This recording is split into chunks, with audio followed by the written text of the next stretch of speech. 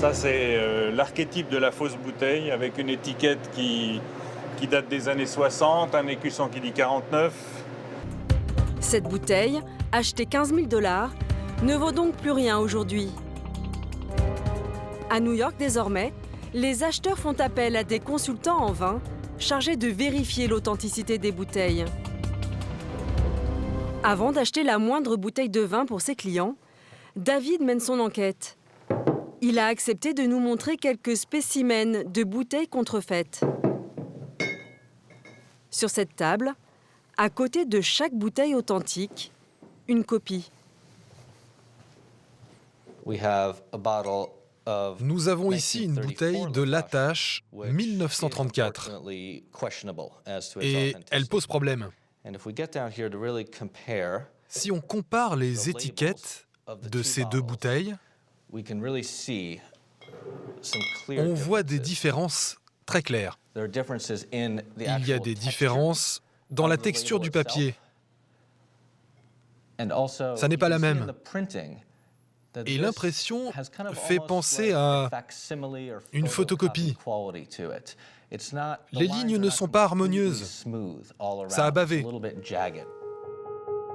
À droite, l'étiquette de la fausse bouteille paraît bien trop récente pour un millésime des années 30. Et l'année n'est pas écrite de la même manière sur les deux bouteilles. Pour cet exemple, je suis presque sûr que cette bouteille est fausse. Je ne conseillerais à personne d'acheter ce vin-là. Parmi toutes ces bouteilles, voici sans doute la contrefaçon la plus difficile à déceler. Deux bouteilles de Bordeaux a priori identiques. Toutes les deux sont de 1961. Pourtant, l'une des deux est fausse. Les caractères et le style sont assez précis. C'est très très proche. Même la texture de l'étiquette est semblable. Le papier a le même grain. Mais le vrai indice, il est sur le dessin. Le château n'est pas représenté avec la même clarté, la même précision.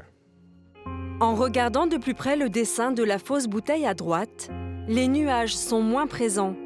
Et le château est plus flou que sur la bouteille de gauche, l'authentique.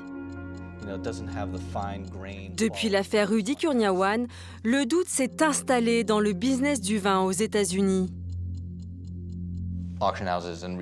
Avant, les maisons de vente aux enchères, les négociants, disaient « On n'est pas totalement sûr que c'est un vrai vin, mais on laissera le marché décider. » Aujourd'hui, ça n'est plus le cas.